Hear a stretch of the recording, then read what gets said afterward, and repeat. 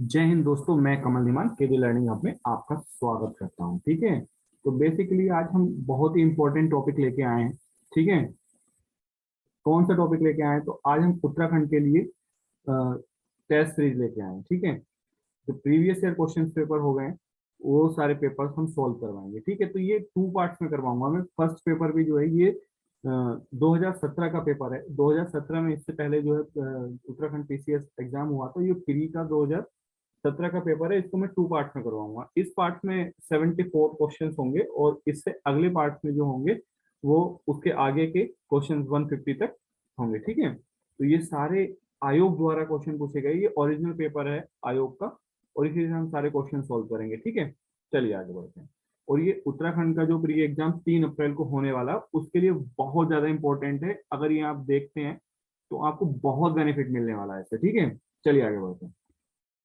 तो James Andrew Ramsay Bharat के किस गवर्नर जनरल का वास्तविक नाम था? तो ये लॉर्ड डलहौजी का वास्तविक नाम था। ठीक है, और इनका जो कार्यकाल रहा है 1848 से 1856 तक रहा है। ठीक है, कब तक रहा है? तो 1848 से, ठीक है, 48 से 1856 तक रहा है। ठीक है, और इनका एक सबसे फेमस जो चीज है वो ये हड़प नीति इन्होंने शुरू की थी। तो ये किसी भी राज्य को कुशासन में दिखा के, कुशासन का आरोप लगा के हड़प नीति से उस राज्य को ब्रिटिश राज्य में दाखिल कर लेते थे, या मतलब हड़प लेते थे। बेसिकली हम ये चीज कह सकते थे। इन्होंने और भी बहुत सारी चीजें काम शुरू की इनके शासनकाल में। रेल लाइन की बात करें तो इनके शासन में थाने से मुंबई तक जो है शुरू हुई थी। चलिए आगे, और भी बहुत सारी चीजें हुई है। तार लाइन की बात करूं तो इनके शासनकाल में शुरू हुई थी। ठीक है, चलिए आगे नेक्स्ट क्वेश्चन लेते हैं। तो 1800, नेक्स्ट क्वेश्चन क्या है? तो 1857 के विद्रोह के समय भारत का गवर्नर जनरल कौन था? तो भारत का जो गवर्नर जनरल था 1857 के समय में, विद्रोह के समय में, लॉर्ड कैनिंग था। ठीक है, और इनका शासनकाल कब हुआ था? तो 1856 से 1862 के बीच में हुआ था। ठीक है, और ये भारत के प्रथम वायसराय भी हैं। ठीक है, थे ये प्रथम वायसराय थे भारत के, जो कि गवर्नर जनरल से वायसराय बनाए गए थे। चलिए आगे बढ़ते हैं। तो हिंदुस्तान सोशलिस्ट रिपब्लिक आर्मी की स्थापना कब हुई थी? तो ये 1928 में हुई थी। और किसने की थी?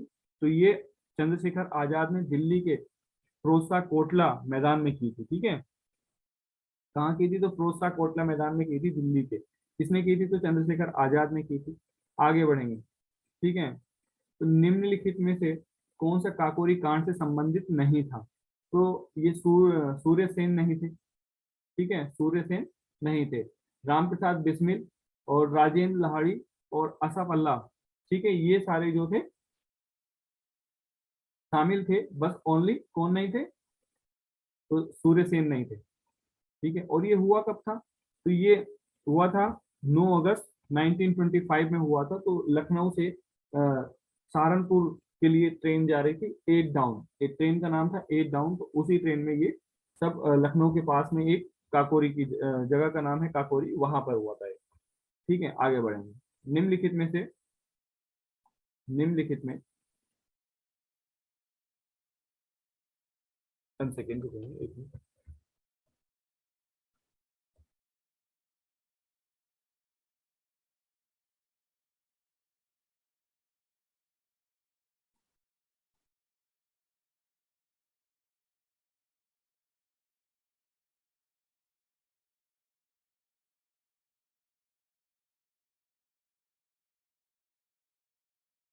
ठीक है, 1 सेकेंड रुकेंगे। चलिए आगे बढ़ते हैं। यहाँ तक हम लोग कर चुके थे। तो नेक्स्ट क्वेश्चन क्या है हमारा? निम्नलिखित में से कौन सा उत्तराखंड की प्राचीन प्रजाति नहीं है? तो कौन सी नहीं है? तो यक्ष भी है, नागा भी है, और खासी जो जाति है ये शायद यहाँ की नहीं है। शायद कि ये नहीं है खासी यहाँ की। खासी जो है आसाम की है। ठीक है, और बाकी किन्नर और यक्ष और नाग ये सारी उत्तराखंड की है। और इसमें दो तीन प्रजाति और शामिल कर देता हूं मैं। तो भोटिया, ठीक है, भोटिया है एक, मरछा है, और एक बोक्सा है। ठीक है, ये प्रजाति सारी क्या कहाँ की है? एक जौनसारी है। ये सारी क्या है? उत्तराखंड की जनजाति है। ठीक है, खुड़बुड़ा, खुड़बुड़ा जो है का युद्ध का हुआ था। तो ये कब हुआ था खुड़बुड़ा का युद्ध? तो ये 1804 में हुआ था, ठीक है। कब हुआ था? तो 1804 में हुआ था। चलिए,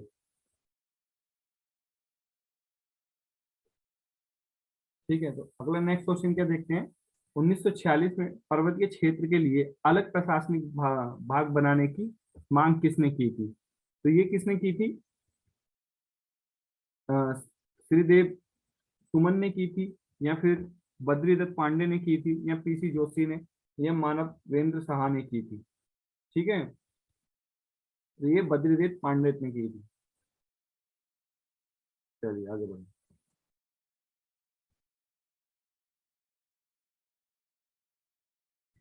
सिंगोली की संधि हुई थी। सिंगोली की संधि कब हुई थी? तो सिंगोली की संधि 1815 में हुई थी, ठीक है। और ये किस किस के बीच हुई थी? तो एंग्लो नेपाली युद्ध था, जो कि कब हुआ था? 1800 इसमें 14 में हुआ था। और किस किस के बीच हुआ था? तो ये नेपाल के और ब्रिटिश के बीच हुआ था, ठीक है। ब्रिटिश भारत के बीच हुआ था बेसिकली। तो ये संधि तब हुई थी। चलिए आगे बढ़ते हैं। चमोली के रैणी गांव में किसके नेतृत्व में वन कटाई के विरोध में आंदोलन चलाया गया था? तो किसके विरोध में चलाया गया था? तो ये गौरा देवी के नेतृत्व में चलाया गया था, ठीक है। आगे बढ़ेंगे। परमार वंश का संस्थापक कौन है? तो परमार वंश के संस्थापक की बात करें तो कनकपाल थे। कौन थे? कनकपाल थे। और ये गढ़वाल वंश के प्रमुख वंश था, ठीक है। परमार वंश, ये गढ़वाल वंश का जो एक प्रमुख वंश था, गढ़वाल वंश। तो इसके साथ कौन संस्थापक थे? कनकपाल थे।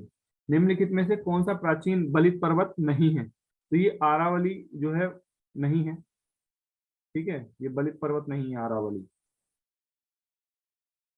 ठीक है। इसको अपशिष्ट पर्वत भी कहते हैं, ठीक है। निम्नलिखित में से कौन सा एक मूल स्थल रूप है? ठीक है, मूल स्थल रूप कौन सा है निम्नलिखित में से?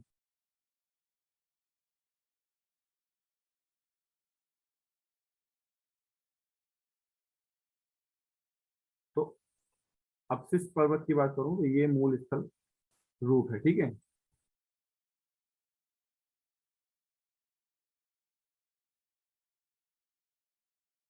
चलिए आगे बढ़ें। सर्वाधिक तटीय अपर्दन होता है, तो लहरों से होता है, ठीक है। वायुमंडल की सबसे निचली परत कौन सी है? तो ये क्षोभ मंडल है, ठीक है। और ये भूमध्य रेखा पर 8 मीटर, सॉरी 16 किलोमीटर होती है, और ध्रुवों पर 8 किलोमीटर होती है। पृथ्वी की भूमध्य रेखीय परिधि लगभग कितनी है? तो ये 40,000 किलोमीटर है, ठीक है। कितनी है? 40,000 किलोमीटर है। निम्नलिखित में से महासागरीय धाराओं में से कौन सी प्रशांत महासागर से संबंधित नहीं है? ठीक है, तो ये कैनारी जल धारा है, जो कि संबंधित नहीं है इससे। और भी इसकी जैसे है, तो इसमें कौन कौन सी और है? पेरू है, खोस्टक है, हम्बोल्ट है, ठीक है, कैलिफोर्निया है। ये सारी प्रशांत महासागर से संबंधित हैं, ठीक है। क्योरोसिबो भी प्रशांत महासागर से संबंधित है, जबकि कैनारी नहीं है, ठीक है। साप्ता क्या? साप्ता एक सार्क देशों का ही है, सार्क देशों का ही व्यापार समझौता हुआ था, ठीक है, गठन हुआ था। इन्हीं के बीच में क्या होता है? व्यापार का एक समझौता था, ठीक है, साप्ता। ये कब हुआ था? तो ये 1993 में हुआ था, ठीक है। निम्नलिखित में से कौन सा एक समय की प्राकृतिक इकाई नहीं है? तो ये इसका आंसर क्या होगा? तो ये मानक समय, ठीक है। उष्णकटिबंधीय वर्षा और चंद्र मास दिवस, ये सब नहीं होंगे, मानक समय होगा, क्योंकि ये एक किसी भी कंट्री का एक मानक समय होता है, ठीक है। वो उसका जो टाइम होगा वो उसी मानक समय के अनुसार रखा जाता है, ठीक है। चलिए आगे बढ़ेंगे। बादल परिणाम, बादल परिणाम है बाष्पीकरण, या फिर कैटोबेटिक ह्रास दर से, सामान्य ताप ह्रास दर के, या संगणन के? तो इसका आंसर क्या होगा? संगणन के, ठीक है। बादल के परिणाम है संगणन के। निम्नलिखित में से कौन सा एक युग्म गलत है? चलिए देखते हैं। तो जो डोडी ताल उत्तरकाशी में है, ठीक है, इसी से संबंधित है। और बेनी ताल चमोली में है, सही है। और बासुकी ताल रुद्रप्रयाग में है, ये भी सही है। देवरिया ताल ये टीरी में ना है, टीरी में नहीं है ये, ठीक है। तो हमारा आंसर क्या हो जाएगा? यही हो जाएगा, देवरी ताल। ये है कहाँ पर, तो ये रुद्रप्रयाग में है। ठीक है।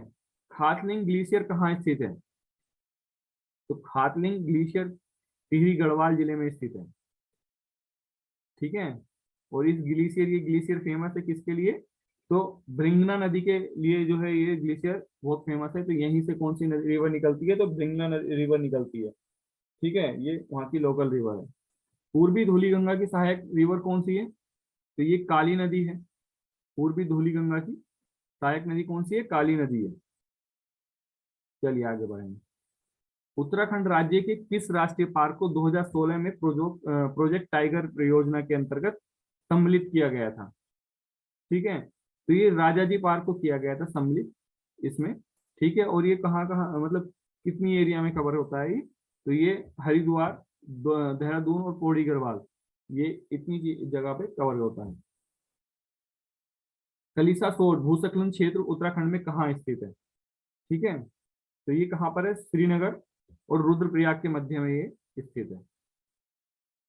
ठीक है, इसका सही आंसर होगा डी। ठीक है, उत्तराखंड में किस वन्यजीव विहार समूह की स्थिति पश्चिम से पूर्व की ओर है, तो केदारनाथ, औसत, नंदी देवी, बिनसर। ठीक है, ये नहीं होगा। केदारनाथ, नंदा देवी, आस्कट, ठीक है, और बिनसर ये भी नहीं होगा। नंदा देवी, केदारनाथ, बिनसर, औसकट ये भी नहीं होगा। इसका आंसर होगा सी, केदारनाथ, नंदा देवी और बिनसर औसकट, ये सही आंसर इसका होगा। ठीक है, ये हमें किधर, पश्चिम से पूर्व की ओर लगाना है। ठीक है, इतना ध्यान रखेंगे। चलिए आगे बढ़ेंगे। तो दोआब और जो जिनके बीच का जो दोआब है, उन रिवरों का नाम दिया गया है, हमें बेसिकली मैच करना है। ठीक है इनसे। चलिए, तो बिस्टा दोआब ये किस नदी से, तो ये किस बिस्टा दोआब किस रिवर से है, रावी चिनाब के मध्य, रावी ब्यास के मध्य, तो ये नहीं होगा। इसके चिनाब और झेलम के मध्य होगा। तो इसका मतलब क्या हुआ, ए का फोर्थ, तो ए का फोर्थ कौन कौन से इसमें आता है, तो इसमें आता है ए का फोर्थ, और बाकी कोई में है नहीं, तो ये देख लेंगे। बारी दो आप किस में होगा फिर, बी का थर्ड है, तो ये होगा ब्यास और सतलज के मध्य। और सी में क्या होगा, सी में क्या होगा,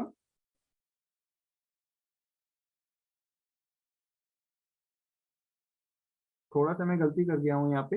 बेस्टा दो आप जो है ब्यास और सतलज के मध्य है।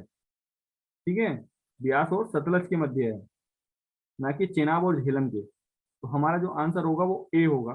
ठीक है, ए हमारा आंसर होगा। और बी का जो बारी दो आब है वो किसके मध्य है, रावी और ब्यास के मध्य है।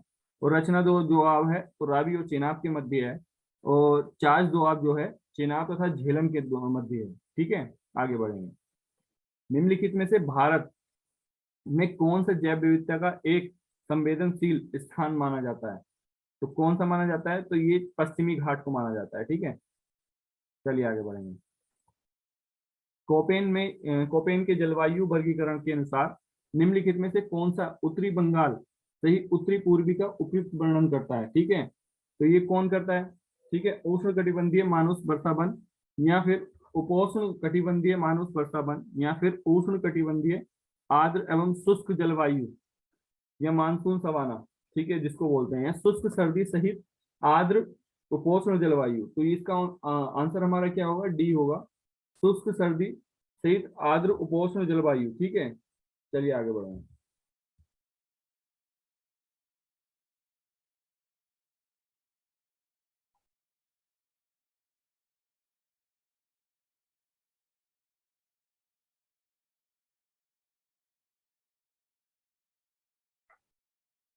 सूची एक को सूची दो से सम्मिलित कीजिए तथा नीचे दिए गए कूट का प्रयोग करते हुए सही उत्तर दीजिए। ठीक है, तो एक तरफ रिवर दी हुई है और दूसरी तरफ उद्गम दिए गए हैं उसके, तो किस रिवर का उद्गम कहाँ से हुआ है हमें ये बताना है। ठीक है, तो फर्स्ट का क्या है, ब्रह्मगिरी पहाड़ी, तो कावेरी नदी का जो उद्गम हुआ है वो सही है बिल्कुल, कावेरी नदी से ही हुआ है। ठीक है, झेलम का भी बेरीनाथ सोता से ही हुआ है, बिल्कुल सही है। और महाबलेश्वर से कृष्णा रिवर का हुआ है। ठीक है, छोटा नागपुर पठार से एक स्वर्ण रेखा का हुआ है, ये सारा सही है। तो इसका आंसर क्या होगा, ए बी सी, ये होगा बी आंसर होगा इसका। ठीक है, चलिए आगे बढ़ते हैं। आगे, प्रायद्वीपीय भारत में सबसे लंबी नदी रिवर कौन सी है? तो ये गोदावरी है। ठीक है, गोदावरी रिवर जो है प्रायद्वीपीय भारत की सबसे लंबी रिवर है। ठीक है, और इसको हम लोग बूढ़ी गंगा के नाम से भी जानते हैं या दक्षिण की गंगा के नाम से भी जानते हैं। और इसका जो उद्गम हुआ है वो महाराष्ट्र के नासिक जिले के त्र्यंबकेश्वर से ये निकली है और ये फिर बंगाल की खाड़ी में जाके गिरी है। ठीक है, आगे बढ़ेंगे। भारत में सर्वाधिक सिंचाई विस्तार वाला राज्य कौन सा है? तो भारत में सर्वाधिक सिंचाई वाला विस्तार वाला राज्य कौन सा है? तो ये पंजाब है। ना तो उत्तर प्रदेश है, ना हरियाणा है, ना मध्य प्रदेश है। पंजाब जो है 97% जो है सिंचित वाला राज्य है। और क्षेत्रफल की दृष्टि से बात करूं तो ये उत्तर प्रदेश का नाम आता है। ठीक है, परसेंटेज की बात करता हूं तो यहाँ पे पूछा गया है, प्रतिशत में पूछा गया है, तो प्रतिशत में हमारा पंजाब आता है। अगर यहाँ पे क्षेत्रफल की दृष्टि से पूछता तो उसमें हमारा आंसर क्या होता? उत्तर प्रदेश होता। ठीक है, भारतीय उपग्रह, नेक्स्ट क्वेश्चन पे आएंगे। भारतीय उपग्रह श्रृंखला जो दूर संचार तंत्र के लिए उपयोग में लाई जा रही है वो कौन सी है? तो वो इनसेट है। ठीक है, चलिए आगे बात करेंगे। ठीक है, दक्षिणी गंगोत्री क्या है? तो ये बेसिकली मैं बता दूं, दक्षिणी गंगोत्री एक हमारा क्या है? हाँ, एक शोध केंद्र है। ठीक है, दक्षिणी गंगोत्री हमारा एक शोध केंद्र है जो कि अंटार्कटिका में है। ठीक है, तो इसमें आंध्र प्रदेश में नदी घाटी है। ठीक है, नहीं है। तो गंगोत्री दक्षिण में गंगा नदी का द्वितीय स्रोत है, ये भी गलत है बिल्कुल। ठीक है, तो इसका आंसर बी होगा, अंटार्कटिका में भारतीय शोध केंद्र है। ठीक है, और इसकी बात करूं तो एक और हमारा शोध केंद्र है मैत्री, जो शुरू किया गया था 1990 में। ठीक है, चलिए आगे बढ़ते हैं। नेक्स्ट क्वेश्चन देखिए, तमिलनाडु का समुद्र तट कहलाता है? तो तमिलनाडु का समुद्र तट क्या कहलाता है? तो वो कोरोमंडल तट कहलाता है। ठीक है, क्या कहलाता है? कोरोमंडल तट कहलाता है। मालाबार की बात करूं तो मालाबार जो है केरल तट को कहते हैं मालाबार तट। और कोंकण की बात करूं तो ये कर्नाटक और गोवा को कहा जाता है। ठीक है, चलिए आगे बढ़ते हैं। कौन सा राज्य समूह भाखड़ा नांगल परियोजना से जल प्राप्त करता है? तो कौन सा राज्य करता है? तो ये तीन राज्य करते हैं। ठीक है, कौन कौन से? हरियाणा, पंजाब और राजस्थान। ठीक है, तो इसमें देखते हैं सही आंसर हमारा हरियाणा, पंजाब, राजस्थान कौन से ऑप्शंस में है? तो ये हमारा दिया गया है सी ऑप्शंस में। ठीक है, सी ऑप्शंस में दिया गया है हरियाणा, पंजाब, राजस्थान। ठीक है, हिमाचल प्रदेश, पंजाब ये सब क्या हो गया? गलत हो जाएंगे। ठीक है, हिमाचल नहीं है, पंजाब और हरियाणा सही दिया हुआ है। इसमें जम्मू कश्मीर नहीं है, हरियाणा पंजाब दिया हुआ है। इसमें उत्तर प्रदेश दिया हुआ है, ये गलत हो जाएगा। राजस्थान इसमें है, सही है। ठीक है, चलिए आगे बढ़ें। और ये कौन सी रिवर पे है? दूसरी बात ये देख लेते हैं, ये दूसरी सतलज रिवर पे है। ठीक है, आगे बढ़ेंगे। भारत के संविधान के किस अनुच्छेद के अनुसार राज्य के राज्यपाल के द्वारा मुख्यमंत्री को नियुक्त किया जाता है? तो ये अनुच्छेद 164 के द्वारा किया जाता है। ठीक है, और सारे मुख्यमंत्री नहीं, सारे मंत्रियों की नियुक्ति, जो भी कैबिनेट है वो पूरी कैबिनेट में जितने भी मंत्री होते हैं उन सब की नियुक्ति जो है राज्यपाल इसी अनुच्छेद के अंतर्गत करता है, 164। और 163 के अंदर क्या करता है? तो 163 के अंदर उसको मंत्रिमंडल की सलाह पे काम करता है वो। ठीक है, तो वो जो सलाह देते हैं वो वह 163 के अंदर देते हैं। ठीक है, चलिए आगे बात करते हैं। नियुक्ति कौन से पे करता है? 164 में करता है। ठीक है, उत्तराखंड से लोकसभा, नेक्स्ट क्वेश्चन की बात करें तो उत्तराखंड की लोकसभा से एक एक कितने सदस्य निर्वाचित होते हैं? तो बेसिकली इसमें सीट पूछी गई है, लोकसभा की कितनी सीटें हैं उत्तराखंड में? तो लोकसभा की 6 सीटें हैं उत्तराखंड में। ठीक है, 6 नहीं, सॉरी, 5 सीटें हैं उत्तराखंड में। कौन कौन सी सीटें हैं मैं ये बता देता हूँ आपसे। एक तो अल्मोड़ा है, दूसरा गढ़वाल है, सॉरी, दूसरा टिहरी गढ़वाल है, और चौथा जो है नैनीताल है, और पांचवा हरिद्वार है। ठीक है, चलिए आगे बढ़ेंगे। उत्तराखंड की विधानसभा 2016 में माननीय सदस्य कितने हैं? ठीक है, तो ये तो क्वेश्चन थोड़ा सा अलग हो जाएगा, तो मैं आपको इतना इसका थोड़ा सा मॉडिफाई कर दे रहा हूँ। तो उत्तराखंड की विधानसभा में कितने सदस्य हैं, या मतलब कितनी सीटें हैं, विधानसभा कितनी सीटें हैं? तो ये उत्तराखंड की 70 सीटें हैं। और बेसिकली अभी चुनाव उत्तराखंड में हुआ है, तो मैं बता दूं उत्तराखंड में बीजेपी की सरकार बनी है। ठीक है, और पूर्ण बहुमत से बन गई है। और इससे पहले भी बीजेपी की ही सरकार उत्तराखंड में थी। ठीक है, तो उत्तराखंड में ये क्वेश्चन ऐसे पूछ सकते हैं वैसे उत्तराखंड पीसीएस का, क्योंकि अभी चुनाव हुआ है। तो कितनी सीटें हैं विधानसभा की? तो 70 सीटें हैं। ठीक है, और कौन सत्ता में वापस आई है? तो बीजेपी सत्ता में वापस आई है, और इससे पहले भी बीजेपी थे, और बीजेपी ने पिछले अपने कार्यकाल में 3 मुख्यमंत्री चेंज किए थे। ठीक है, चलिए। और अभी फिलहाल कौन थे? तो पुष्कर सिंह धामी मुख्यमंत्री थे। ठीक है, और बात करूं उसकी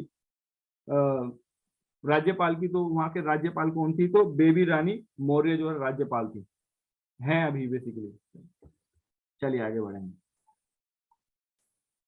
लाल बहादुर शास्त्री राष्ट्रीय प्रशासकीय अकादमी स्थित कहाँ पर है, तो ये मसूरी में है। ठीक है, इसको कैसे बोल सकते हैं, लवासना से बोलते हैं लोग इसको। ठीक है, तो यहाँ पे क्या होता है, आईएएस की जो आईएएस जो ऑफिसर्स हैं उनकी ट्रेनिंग सेंटर है, या उस स्कूल एकेडमी है उनका। ठीक है, ये इसको कह सकते हैं। तो ये देहरादून के पास में मसूरी में है। ठीक है, चलिए।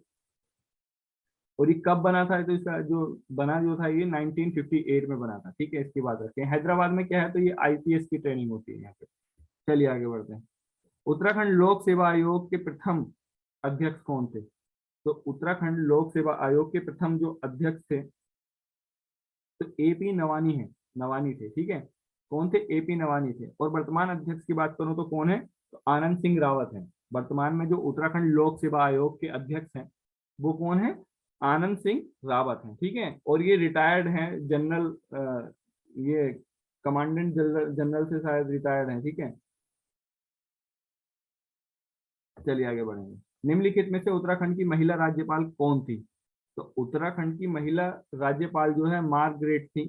ठीक है, मार्गरेट अल्वा थी, श्रीमती मार्गरेट अल्वा, जो ऑप्शन नंबर सी पे दिया हुआ है। और अभी अभी मैंने जस्ट अभी बताया भी है, उत्तराखंड की जो अभी मुख्यमंत्री है, वर्तमान में जो मुख्यमंत्री है, बेबी रानी मौर्य जो है मुख्यमंत्री है। ठीक है, चलिए आगे बढ़ते हैं, आगे बात करते हैं।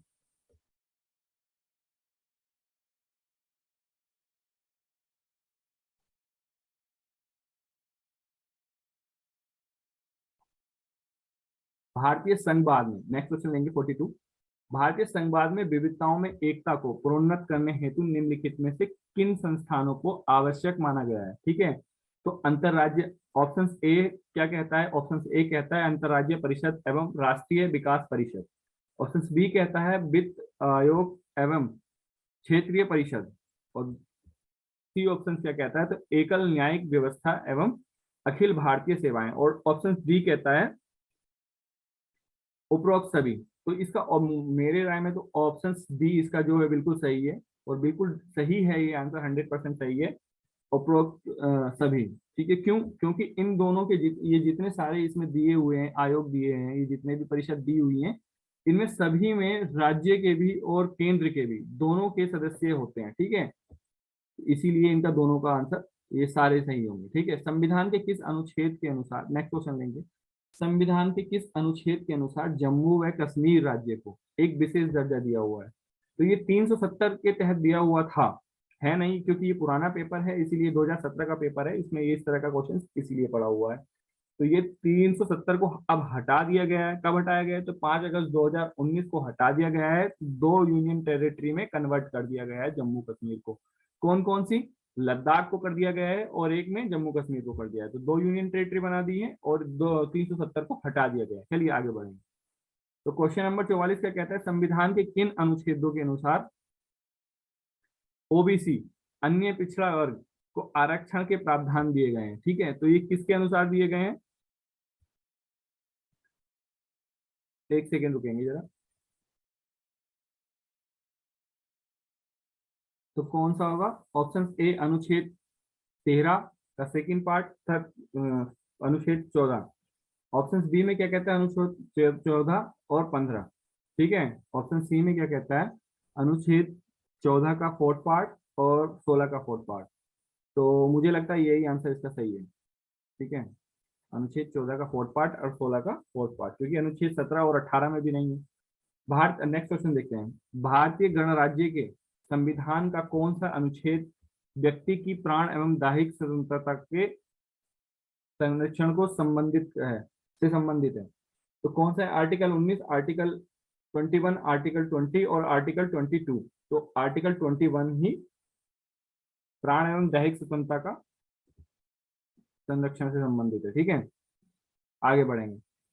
संविधान के किस अनुच्छेद द्वारा पृथक अनुसूचित जनजाति आयोग का गठन किया गया है, तो ये 338 का में किया गया है। ठीक है, चलिए आगे बढ़ेंगे।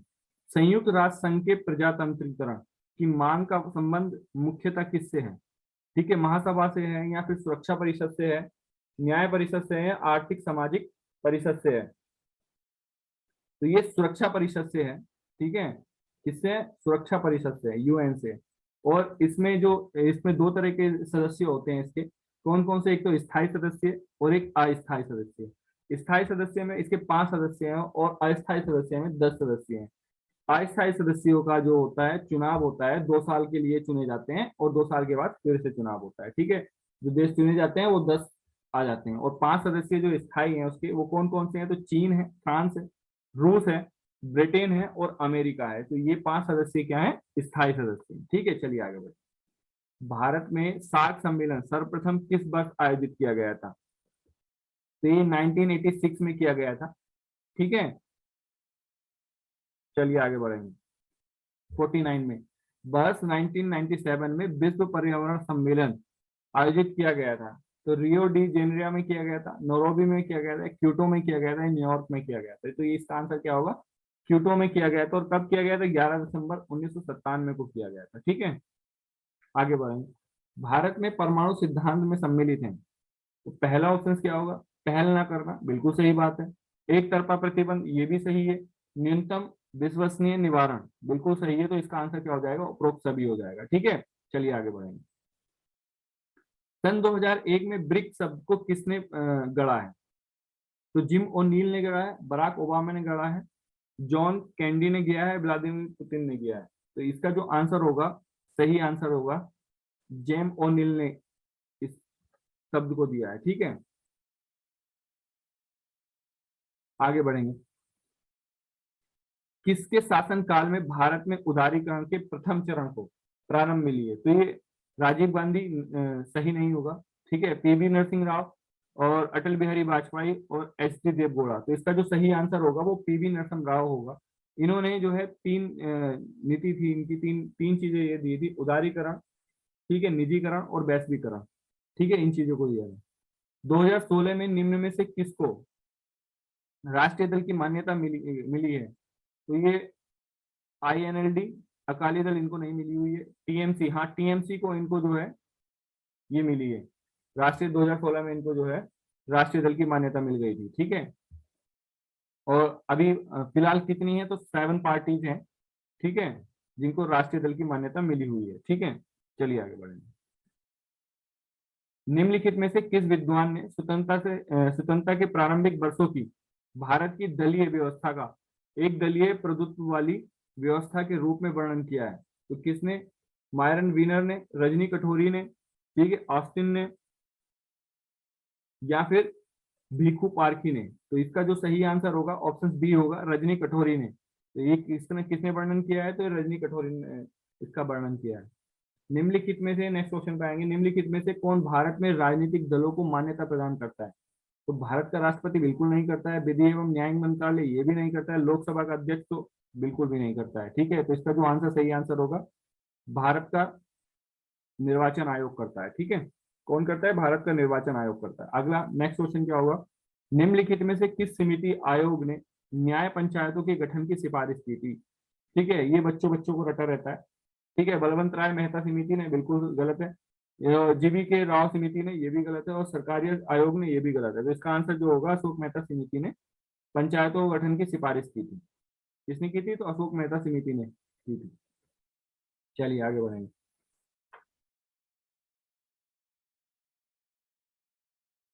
सॉरी।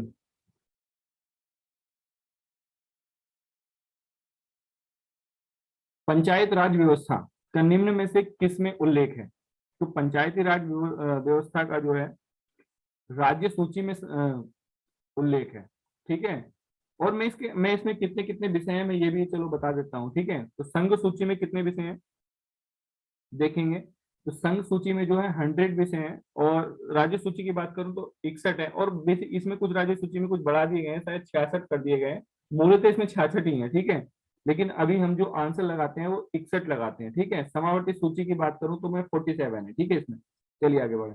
निम्नलिखित कार्यों में से कौन सा कार्य स्थानीय स्वशासन से संबंधित नहीं है? तो जन स्वास्थ्य से बिल्कुल संबंधित है। स्थानीय प्रशासन से जन उपयोगी सेवाएं भी संबंधित है। स्वच्छता का प्रबंधन ये भी सम्मिलित। लोक व्यवस्था, तो लोक व्यवस्था जो है स्थानीय स्वशासन का कार्य नहीं है, ठीक है। चलिए आगे बढ़ते हैं। निम्नलिखित अनुच्छेदों में से कौन सा अनुच्छेद पंचायतों में अनुसूचित जनजातियों एवं अनुसूचित जनजातियों के लिए सीटों का आरक्षण प्रदान करता है? तो कौन सा अनुच्छेद है?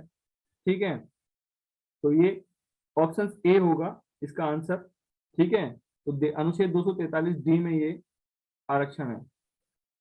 चलिए, सेवाओं के अधिकार की अवधारणा प्रारंभ कहाँ से हुई? तो संयुक्त अमेरिका से हुई है, बिल्कुल गलत है। स्विट्जरलैंड से हुई है, बिल्कुल गलत है। चाइना में हुई है, बिल्कुल गलत है। तो इसका जो आंसर, सही आंसर होगा वो ब्रिटेन में होगा। तो ग्रेट ब्रिटेन से इसकी जो है अवधारणा प्रारंभ हुई। उत्तराखंड, नेक्स्ट क्वेश्चन देखेंगे। उत्तराखंड राज्य के वर्ष 2016-17 के बजट में निम्नलिखित मदों में से किसको अधिक धनराशि आवंटित की गई है? तो 2016 को छोड़ दीजिए, 2021-22 की, 2020-21 की बात करूं तो मैं, ठीक है, इसमें भी जो है स्कूली शिक्षा को दिया गया है। ठीक है, आंसर जो है सही है, स्कूली शिक्षा। और कितना दिया गया है? तो 7,867.99 करोड़ रुपए का जो है बजट रखा गया है।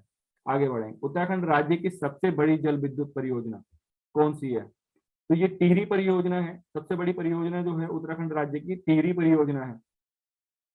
ठीक है, कौन सी परियोजना है? तो टिहरी परियोजना है। और किस नदी पर बनी है? तो ये भागीरथी और विलंगना जो नदी है, इन दोनों के संगम जहाँ होता है वहां पर ये परियोजना बनाई गई है। ठीक है, और किसको जो है पीने का पानी और पीने का पानी प्रोवाइड करती है? तो ये जो है दिल्ली को करती है और यूपी को करती है। ठीक है, और इससे कई सारे राज्य भी जो उत्तराखंड के जिले हैं वो सिंचित होते हैं। ठीक है, उत्तराखंड का हरेला पर्व संबंधित है। तो हरेला पर्व जो है एक हिंदू त्योहार है। ठीक है, बेसिकली हरेला पर्व।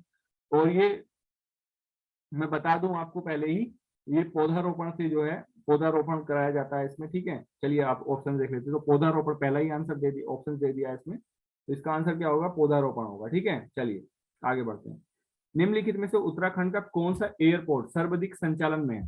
ठीक है, पंतनगर है, गोचर है, ग्रांट है, भारकोट है। तो ये जोली ग्रांट जो है, ये देहरादून में स्थित है, राजधानी है उत्तराखंड की। तो ये सबसे ज्यादा प्रचलित है, वहां से ये सबसे ज्यादा संचालन होता है जोली ग्रांट से। ठीक है, तो इसका आंसर क्या होगा? सी होगा। और पंतनगर की बात करूं तो पंतनगर कहाँ पर है? तो ये उधम सिंह नगर में है। ठीक है, पंतनगर एयरपोर्ट। गोचर एयरपोर्ट की बात करूं तो ये चमोली में है। और भारकोट की बात करूं तो ये उत्तरकाशी में। ठीक है, चलिए आगे बढ़े। वर्ष 2015 में उत्तराखंड के निम्नलिखित तीर्थ स्थानों में से किस एक पर सर्वाधिक संख्या के में पर्यटक दर्शाए हैं? ठीक है, तो ये करंट का क्वेश्चन है, यहाँ पे काम नहीं करेगा। ठीक है, इसको छोड़ते हैं, आगे बढ़ते हैं। निम्नलिखित देशों में से कौन सा एक देश भारत के विदेशी व्यापार में सबसे बड़ा साझेदार है?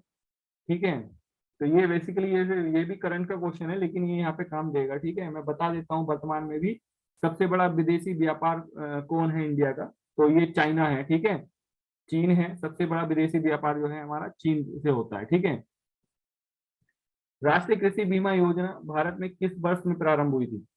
ठीक है, तो किस वर्ष में प्रारंभ हुई थी? 1997 में हुई थी, या फिर 1998 9 में हुई थी, 99 में हुई थी, या 1999 और 2000 में हुई थी? ये ऑप्शन सी सही है इसका। ठीक है, चलिए आगे बढ़ेंगे।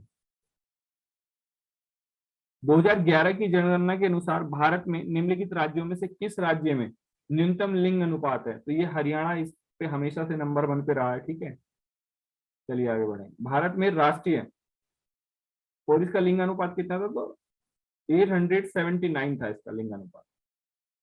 भारत में राष्ट्रीय आय की गणना की समस्याओं में से एक है अल्प रोजगार, ये तो हो ही नहीं सकता। मुद्रास्फीति, ये भी नहीं है। बचतों का निम्न, ये भी निम्न स्तर, ये भी नहीं है। गैर मौद्रिक उपभोग, ये इसका एक बहुत बड़ी समस्या है। ठीक है, जिससे राष्ट्रीय आय की गणना में तकलीफ होती है।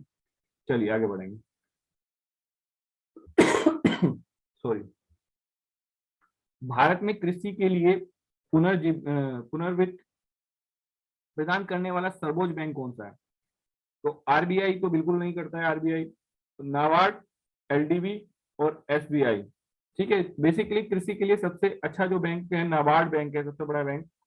और यही ऐसा बैंक है जो पुनर्वित्त करता है। ठीक है, और इसकी स्थापना कब हुई थी? 1982 में हुई थी इसकी स्थापना। 14वें वित्त आयोग के अनुसार शुद्ध केंद्रीय कर आय में राज्यों को आवंटित होने वाले मात्रा का प्रतिशत कितना है? तो 42% है। ठीक है, इसका आंसर क्या होगा? 42%। भारत में कौन सा क्षेत्र सबसे अधिक प्रत्यक्ष विदेशी निवेश एफडीआई इक्विटी प्रवाह को आकर्षित करता है? निर्माण क्षेत्र, ऊर्जा क्षेत्र, सेवा क्षेत्र या ऑटोमोबाइल क्षेत्र? तो इसका आंसर क्या होगा? सी होगा, सेवा क्षेत्र। चलिए आगे बढ़ेंगे। निम्नलिखित में से वर्तमान में भारतीय रिजर्व बैंक का गवर्नर कौन है?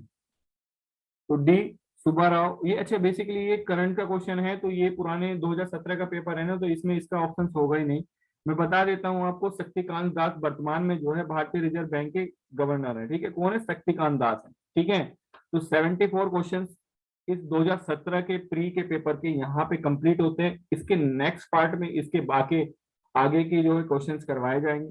तो सेशन जो है अगर अच्छा लगा, आपको अच्छा लगा हो तो लाइक कर दें, शेयर कर दें, और चैनल पर अगर नए आए हैं तो सब्सक्राइब कर दें और बेल आइकन को टैप जरूर कर दें। ठीक है, और जो उत्तराखंड के जो पीसीएस प्री एग्जाम देने जा रहे हैं 3 अप्रैल को, उनके लिए ये राममाण का काम करने वाला है, तो इसको जरूर देख लें। ठीक है, जाने से, पेपर देने से पहले एक बार जो है इसको जरूर देख लें। इससे क्या होगा कि आपको पेपर का आइडिया लग जाएगा एक तो, और दूसरी बात, पेपर में कैसे क्वेश्चन पूछे जाते हैं और बहुत सारी चीजें कवर हो जाएंगी यहाँ पे। ठीक है, जैसे जिन लोगों को ये लगता है कि बोले कि मैंने पॉलिटी नहीं पढ़ी है, हिस्ट्री नहीं पढ़ी है, तो आप इस तरह के, मैं जो सीरीज ये चला रहा हूँ, इस सीरीज को आप देखेंगे तो आपका ये जो डर है, मैं 100% लिख के कह सकता हूँ, ये डर आपका दूर हो जाएगा। ठीक है, चलिए, धन्यवाद, चलते हैं।